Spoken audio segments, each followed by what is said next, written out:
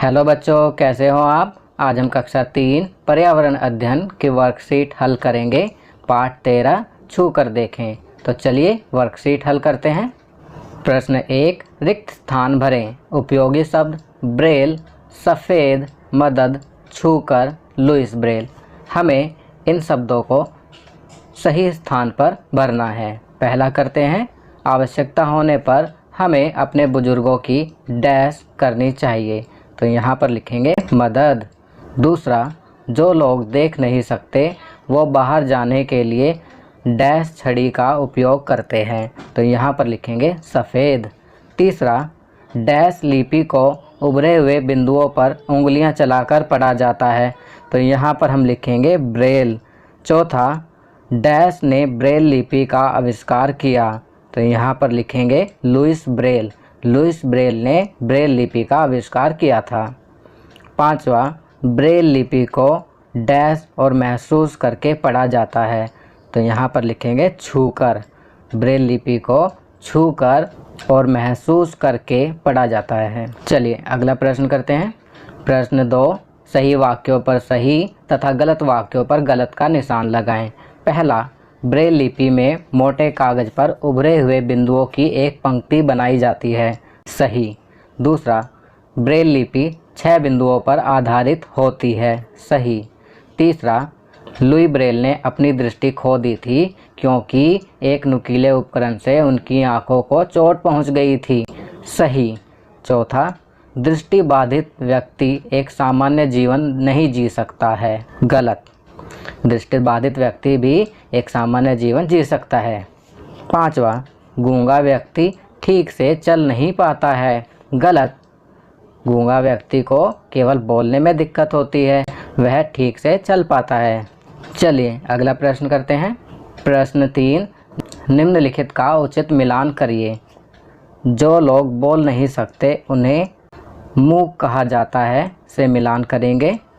दूसरा, जो लोग सुन नहीं सकते हैं उन्हें बधिर कहा जाता है से मिलान करेंगे। जो लोग देख नहीं सकते हैं उन्हें दृष्टिहीन कहा जाता है से मिलान करेंगे। जो लोग चल नहीं सकते उन्हें पंगु कहा जाता है से मिलान करेंगे। पांचवा, बुजुर्ग लोग शारीरिक रूप से कमज़ोर होते हैं और उन्हें प्यार और देखभाल की आवश्यकता होती है से मिलान करेंगे। छठा, ब्रेल लिपि को नुकीले औजारों की मदद से लिखा जाता है से मिलान करेंगे। सातवां, जो लोग देख नहीं सकते हैं उनमें सुनने की तीव्र क्षमता होती है से मिलान करेंगे। चलिए आगे बढ़ते हैं। प्रश्न 4, नीचे दी गई ब्रेल लिपि को ध्यान से देखें और इसके अनुसार निम्नलिखित शब्दों को ब्रेल लिपि में लिखें। आप देख सकते हैं यहाँ पर ए से लेकर जेड तक ब्रेल लिपि के चिन्ह दिए हुए हैं। आप अपनी कॉपी में इन चिन्हों को लिखेंगे। लिखने के बाद चलिए आगे बढ़ते हैं। चलिए अब यहाँ पर कार्य दिया हुआ है अंग्रेजी में अपना नाम। तो यहाँ पर सभी बच्चों को अपना अपना नाम लिखना है।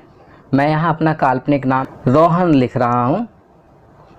आप अपना नाम लिखेंगे। मैंने यहाँ पर अपना नाम लिखा है रोहन। अब नीचे ब्रेल लिपि में अपना नाम। अब आपने ऊपर चिन्ह तो लिखे ही होंगे, ध्यान से देखा होगा कि कौन से लेटर के लिए कौन सा चिन्ह आता है। अब मैं रोहन को लिखूँगा तो आर के लिए आप देखेंगे ये वाला चिन्ह आएगा, ओ के लिए ये वाला चिन्ह आएगा और एच के लिए ये वाला, ए के लिए ये वाला और एन के लिए ये वाला। तो अब ये ब्रेल लिपि में रोहन लिखा जा चुका है। आप भी इन चिन्हों की सहायता से अपना नाम लिखने का प्रयास करेंगे। चलिए आगे बढ़ते हैं। प्रश्न 5, आप अपने परिवार, मित्रों तथा विद्यालय में किस किस के साथ अपनी भावनाओं को साझा करते हैं। तो बच्चों, आप अपने परिवार में, मित्र से, विद्यालय में जिससे भावना साझा करते हैं उसके आगे लिखेंगे। मैं यहाँ अपने बारे में लिख रहा हूँ। परिवार में अपने माता पिता से, मित्र में मेरे प्यारे मित्र वरुण से। वरुण मेरा प्रिय मित्र है तो मैं अपने उस मित्र से अपनी सारी भावनाओं को साझा करता हूँ। और विद्यालय में अपने अध्यापक एवं अध्यापिकाओं से। चलिए आगे बढ़ते हैं। प्रश्न 6, दृष्टिबाधित व्यक्ति तेज रोशनी में या बाहर जाते समय काला चश्मा क्यों पहनते हैं? तो इसका उत्तर लिखेंगे, दृष्टिबाधित व्यक्ति काला चश्मा इसलिए पहनते हैं ताकि उनकी आंखें तेज धूप या रोशनी से बच सकें। चलिए अगला प्रश्न करते हैं। प्रश्न 7, दृष्टिबाधित व्यक्ति चलते समय सफ़ेद छड़ी का उपयोग क्यों करते हैं? तो इसका उत्तर लिखेंगे, दृष्टिबाधित व्यक्ति चलते समय सफ़ेद छड़ी का उपयोग इसलिए करते हैं ताकि लोगों को आसानी से पता चल सके कि वह व्यक्ति दृष्टिबाधित है और उसके साथ लोग मदद का व्यवहार रखें। छड़ी रास्ते में आने जाने वाले लोगों व अन्य वस्तुओं से टकराने से भी बचाती है। चलिए आगे बढ़ते हैं। जीवन कौशल, व्यक्तिगत स्वच्छता। तो चलिए इसके बारे में पढ़ते हैं। माता पिता के लिए निर्देश, अपने बच्चों को नियमित रूप से स्नान करने, अपने दांत को दिन में 2 बार साफ़ करने, नाखूनों को काटने और साफ़ रखने, बालों को कंघी करने, अपने निजी अंगों को साफ़ रखने आदि के लिए प्रोत्साहित करें। व्यक्तिगत स्वच्छता, अपने शरीर को अच्छी तरह साफ़ रखने और उचित देखभाल करने को व्यक्तिगत स्वच्छता कहते हैं।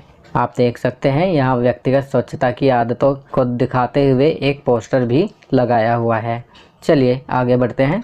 हम प्रतिदिन कई घातक कीटाणुओं, जीवाणुओं और विषाणुओं के संपर्क में आते हैं जो हमें बीमार कर सकते हैं। अपने हाथों और शरीर को साफ रखने से हम संक्रमण फैलाने और खुद को बीमार पड़ने से बचा सकते हैं। व्यक्तिगत स्वच्छता में प्रतिदिन नहाना, दांतों को साफ करना, बालों में कंघी करना, हाथ धोना, अपने निजी अंगों को साफ रखना आदि शामिल है। जो व्यक्ति स्वच्छता बनाए रखता है वह बीमारियों को दूर रखता है।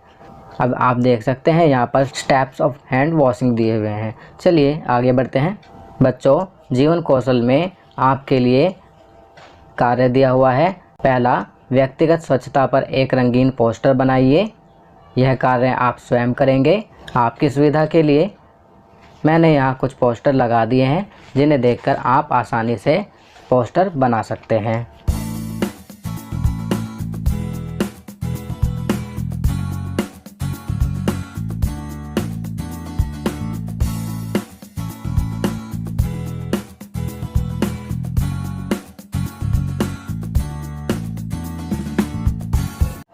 चलिए आगे बढ़ते हैं।